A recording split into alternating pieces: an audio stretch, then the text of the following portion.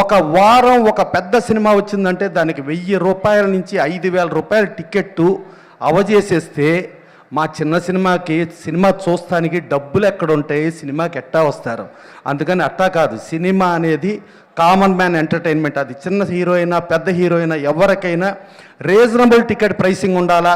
Plus middle class వాళ్ళకి, upper middle class వాళ్ళకి, వీళ్ళందరికీ కూడా థియేటర్లకు వచ్చేటట్టు చేయాలి.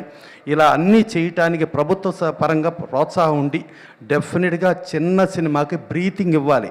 ఒక క్షేమంగా వెళ్ళి లాభంగా రండి ఓడియాన్లో 5%తో ఓపెన్ అయింది 175 డేస్ సూపర్ హిట్. ఓ సీతారామయ్య గారి మనరాలు శాంతి థియేటర్లో ఫస్ట్ వీక్ డెఫిషిట్ 175 డేస్ ఆడింది. ఇలా ఆడటానికి ఆ రోజుల్లో బ్రీతింగ్ ఇచ్చారు. ఆ బ్రీతింగ్ ఇవాళ ప్రభుత్వ పరంగా ఇవ్వాలి.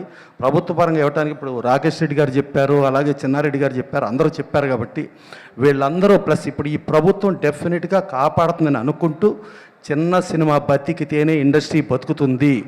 ఇవాళ వచ్చిన స్టార్ హీరోలు, స్టార్ డైరెక్టర్లో ఒక చిన్న సినిమానే వచ్చారు. ఇవాళ ఆస్కార్కి ఎదిగిపోయి ప్రపంచవ్యాప్తంగా గొప్ప అయిన రాజమౌళి గారు ఒక స్టూడెంట్ నెంబర్ 1 నుంచి వచ్చారు. ఒక తేజ గారు ఒక చిత్రం నుంచి వచ్చారు. ఇలా చిన్న నుంచినే వచ్చారు. సో ఆ చిన్న బతికితేనే ఇండస్ట్రీ బతుకుద్ది, చిన్న బతికితేనే సమాజం బతుకుతుంది. అందుకని save small films. Thank you.